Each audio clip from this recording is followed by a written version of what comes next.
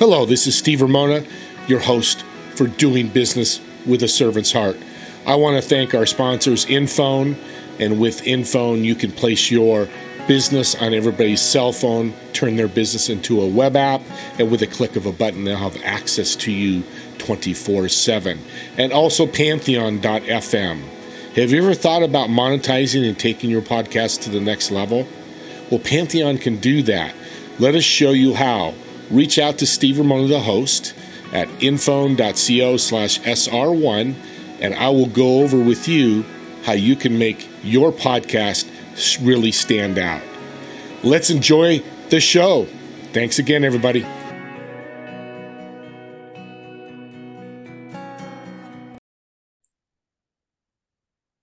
Welcome, everyone, to the podcast Doing Business with a Servant's Heart. This is your host, Steve Ramona. Excited today. I have a gentleman. I love the name of his business, Regenerate Coaching. I'm not going to say he brings you out from the dead, but he actually gets you to grow, because regeneration is growth. And what do we want to do for our businesses? And even as a person, I want to grow every day. And that's what my guest does for you. Thomas, welcome to the show. Or is it Tom? I forgot to ask you that. Yes, Thomas, please. So Thomas. Yes, thank you, Steve. Pleasure to be here. Well, they know it's live, because when I say I made a mistake or ask that, this is as live as it gets. Absolutely. Well, let's talk about, we talked before the show about team and how important a team is in a business. Let's jump into that.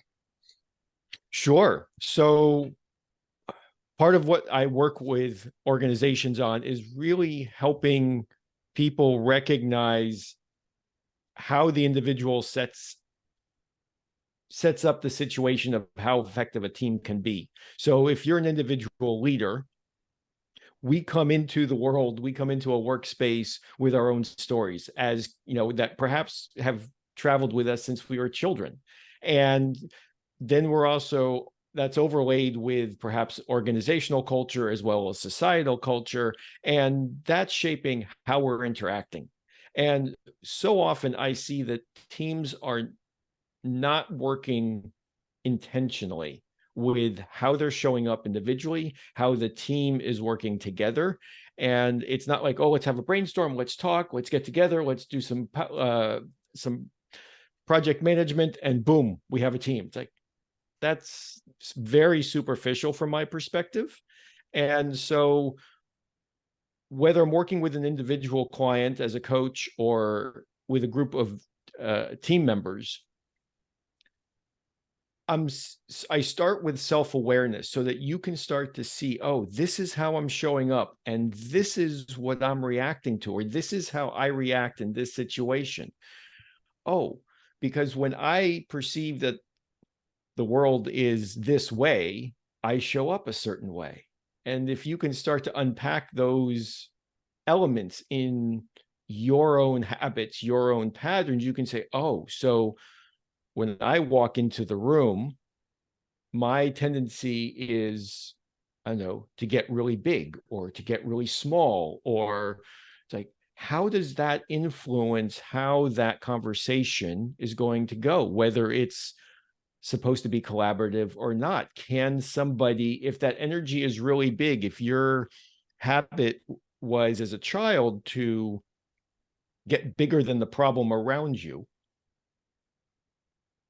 are you doing that with everything still? And does that really serve you, your career goals, your role, and how you're showing up? And so that's how I start unpacking that with teams. And then once we build that level of self-awareness, we start working into, okay, so what really wants to happen here as a team? Where does the team want to go?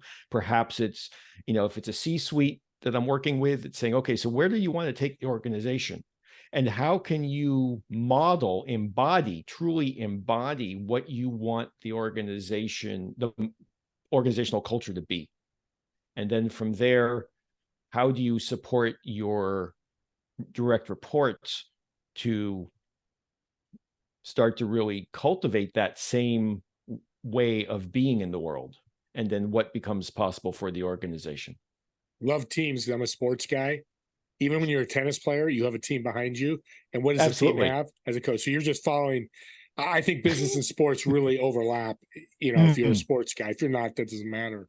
Well, so you sounds like you start from the top down, work with the C-suite individuals, help them build the right team.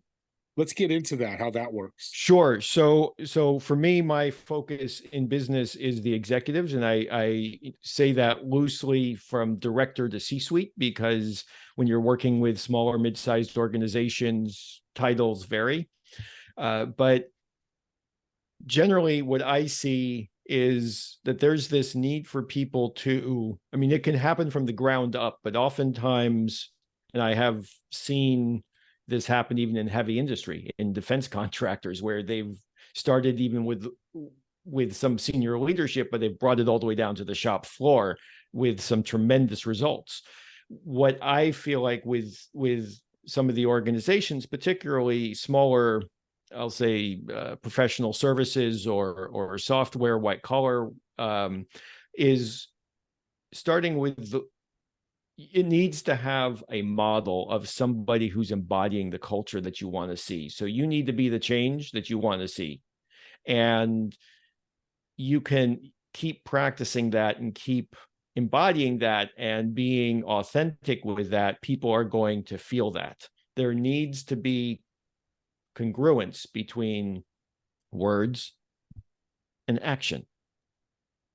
And if there isn't, people are going to feel that. So often you walk into an organization and you see these are our core values plastered on posters around the office. And it's like, really? Okay. And then they're like, well, we really don't do it that way. It's like, well, if they say this, just keep doing it this way.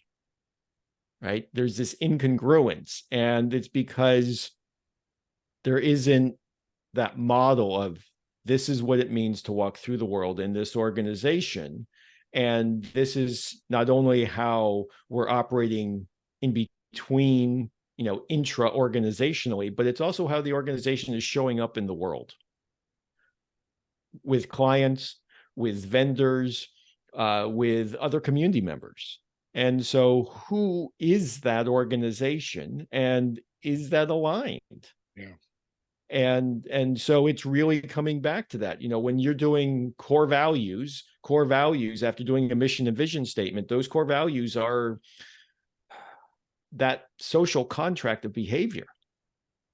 This is what we stand for. It's like, okay, so are you able to act in alignment with that? If if not, why? You fix it. Yeah, you come in and realign it. So what's the biggest mistake upper management people make with their teams, or one of them? I know there's probably a lot. What's a bigger one? Well, which is how why much you're time there. do we have, Steve? Yeah. Yeah. No, so for me, what I see is that there's one of the biggest challenges is that, oh, you have to do this. It's like, well, no, actually, we all have to do this. And it's the discomfort of doing the inner work yourself. But if you don't show that you're doing the work, is somebody who reports to you going to feel the necessity of doing that work themselves? Yeah. Sounds like leadership is important in this role as well. Yes. Well, absolutely. It's just being able to say you have to model what you want to see. And it doesn't mean that you have to be leading the charge. If you want to take, sort of a military approach to it, you can just sort of say, but it's like, how are you walking through the world and how are you supporting your people in a way that they can thrive? Because when people can soften and open to what's going on around them, then they're able to actually relate to themselves and feel into what's going on for themselves in the moment. They're also able to connect more easily with others. So if we go to the neuroscience for a moment, our bodies are scanning our environment multiple times a second for safety or danger. And if there is something that registers, like that creates sensations in the body that we may not be aware of, that in turn, because of our lived experience, creates interpretation, which becomes a feeling, which then creates an emotion, which is usually 2 to 3 minutes, in length, in lasts 2 to 3 minutes. And so if your guard is up, it's really hard to be creative. It's also really hard to extend trust to somebody else. And if you're expecting collaboration, creativity to spur innovation, how are people going to drop into that space if they can't let down their guard? I mean, this is basic neuroscience. And at the same time, like, that's a lot of top line opportunity for an organization. How important is all this? It's great stuff, by the way, Thomas. Great info, because it's just reiterating, and we hear it again, but it's not bad to hear it over and over. What do you see a business that fails? Is this a big part of that? It can be, I guess it depends on like what's the underlying bit. There are a lot of businesses out there that just assume you just throw people, right? Unfortunately, as a dear friend of mine who has over 30 years experience in this space said, like, if you take away the people, what do you have? You got a bunch of tables, you got some chairs, you got some cubicles, you got a parking lot, maybe some buildings, right? What is the company if you don't have people? And yet our tax and accounting codes put people on the expense side of the ledger. Yeah. Right. So there's this perverse signal to what really makes us, right? In reality, we're a social species and we collaborate together. That is what has made us so successful over the millennia. And if we don't like bring ourselves back to like, how do we cultivate that social fabric? How do we weave that effectively? And that might be different for each organization because of sector, because of the organizational leadership, but it's also, how can you bring intentionality to it at the end of the day? So when you fail, and it's because of the people thing, it's like, well, how are you looking at those people? I mean, it's perhaps it's cliche at this point, but just looking at what's happened to Twitter in the last 8 months. Yeah, good story. And maybe things needed to change, but did they need to change that way, which was incredibly disrespectful to a lot of people who had worked very hard for quite a few years, and enjoyed their work, and like, no, we have to change things. Like, okay. And like, that leads to my question I'm thinking about is, you got an upper management person that comes to you as you're coaching them and says, you got a bad apple here. Mm-hmm.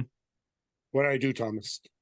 And that's a person, you know what I mean by that. You got a bad, person that's not a fit to the culture, the cores, right. Everything that you said, they're not in line. It's one person out of 100, which we know can hurt the bushel. Well, yeah. So there's two things there. One, just to mention that oftentimes when somebody is coming to a new company, they're bringing legacy cultural habits from their previous organization. And that points to an onboarding question as much as it does to a recruiting process filtering. But even if the person is a good fit, but for some reason something is messing up the integration while they're already in the role, one, I would be curious if there's an opening for coaching, because some people are just not open to it. It's just like, this is who I am and I'm not going to change. It's like, well, okay, then you're kind of leaving us no choice. That's the first thing. People are like, well, who are your best clients? I'm like, well, the ones who are interested in receiving coaching, because I can't force coaching down your throat. So, but if it's that one person, then it's like, if they're open to it, then it's like, okay, so let's talk. What are they yearning for? What are they trying to, perhaps it's an old story. What are they still trying to prove? Yeah. And it brings it. Yeah. And it just tells me a story of thinking of sports again.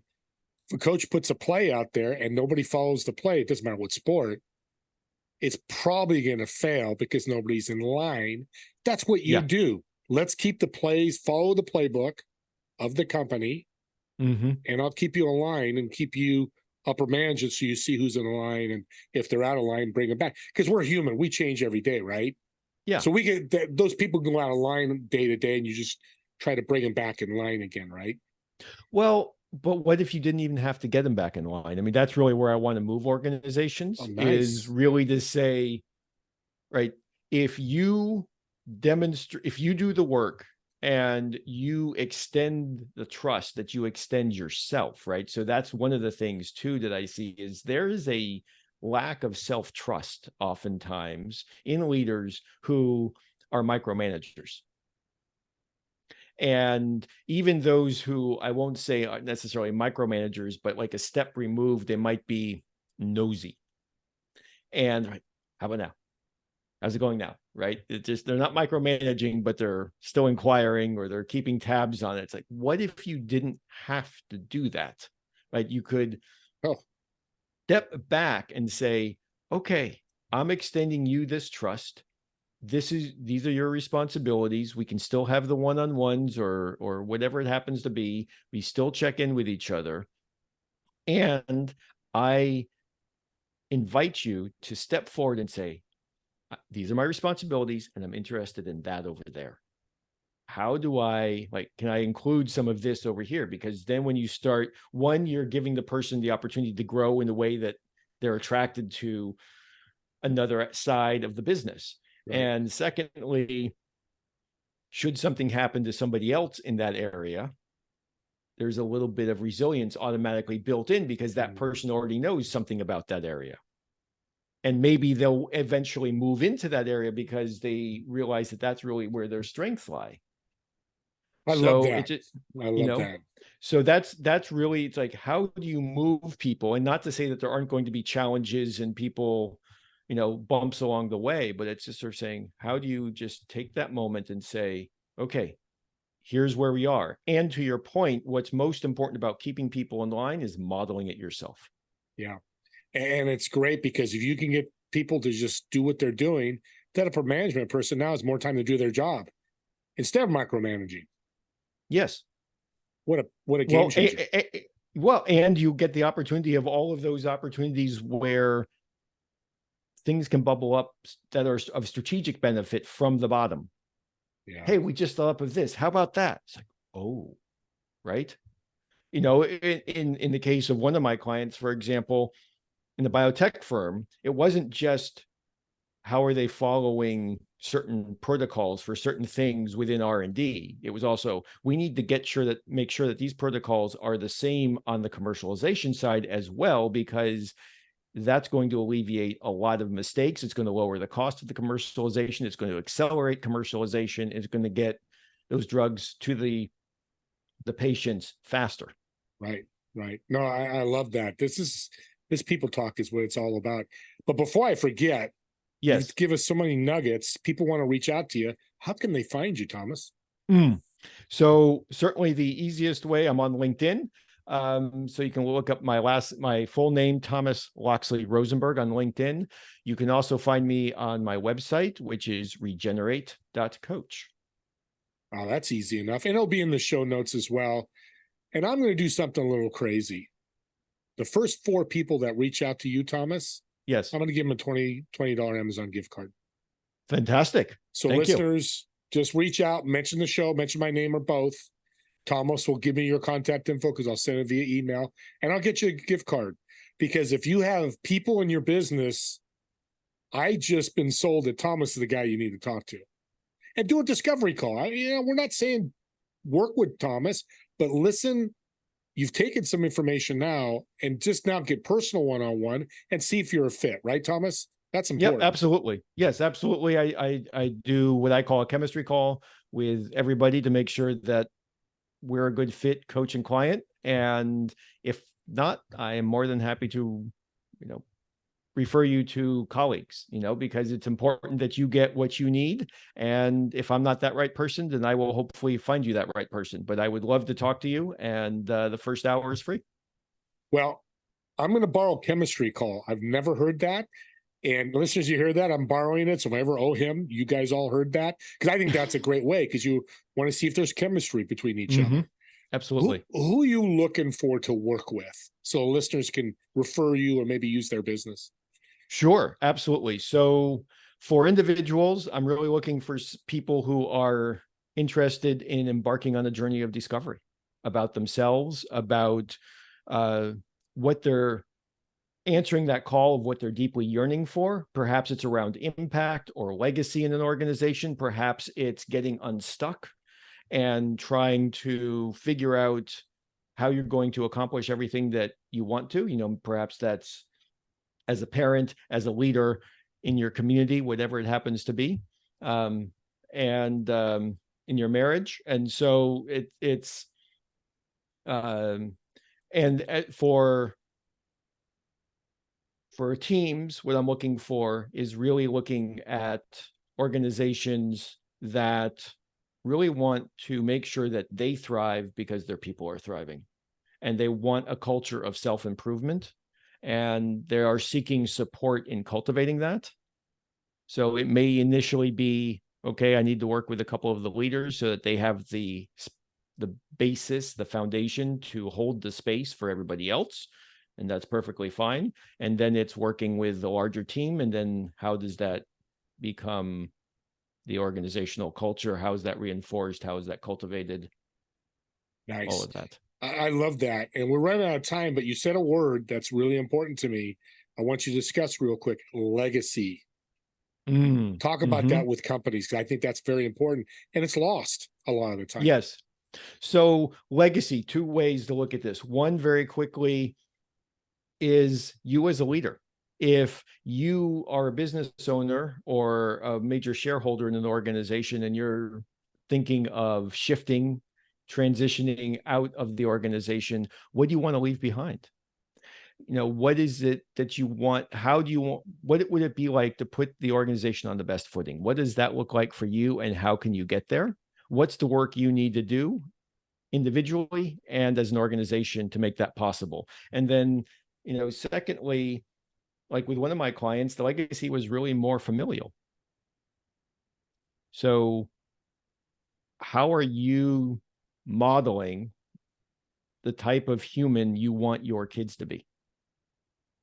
And what's needed right now from your perspective in the world? So yeah, I like that. I like the familiar those are the too.